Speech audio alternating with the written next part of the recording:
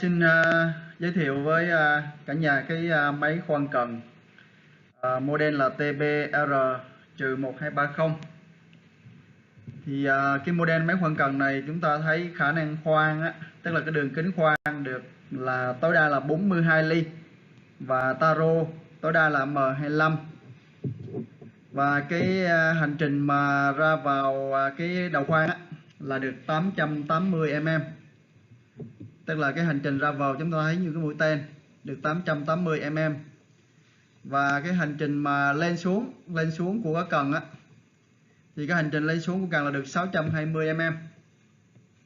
Rồi, máy này thì nó sử dụng cái trục chính đó là côn MT4.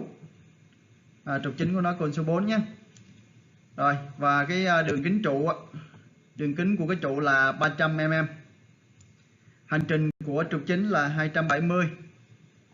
Máy sử dụng động cơ trục chính là 3 HP.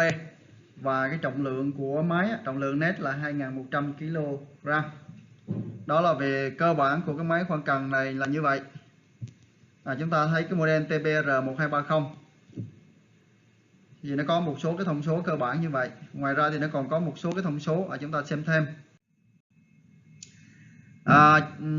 Trọng lượng mà đóng kiện là 2300 kg và kích thước đóng kiện là 2030 nhân cho 990 nhân cho 2030. Còn cái phía bên dưới là cái khả năng khoan thì chúng ta thấy khoan trên thép là được 42 ly, khoan trên gang thì được 55, còn taro trên thép là được 25 và taro trên gang là được 38. Trên gang thì lúc nào nó cũng sẽ lớn hơn là làm trên sắt thép.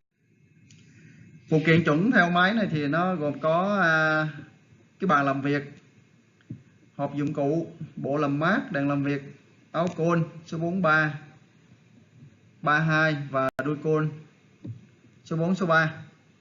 Thì những cái phụ kiện này là nó chuẩn theo máy. Chúng ta có thể mua thêm. Thì ở đây mua thêm thì cái bàn mặc định theo máy thì nó chỉ là cái bàn hộp thôi. Chúng ta muốn cái bàn mà có thể xoay được góc nghiêng thì chúng ta phải mua thêm. Tất nhiên là mũi khoan thì chúng ta phải mua, hoặc là mũi taro thì chúng ta phải mua rồi, máy nó không kèm theo nhé. Rồi, khách hàng quan tâm đến máy khoan cần thì cứ liên hệ với chúng tôi theo cái số điện thoại hoặc là email baomáykhoan@gmail.com. Chúng tôi giao hàng tận nơi trên toàn quốc. Ngoài ra thì có thể tham khảo ở website. Rồi, xin cảm ơn cả nhà.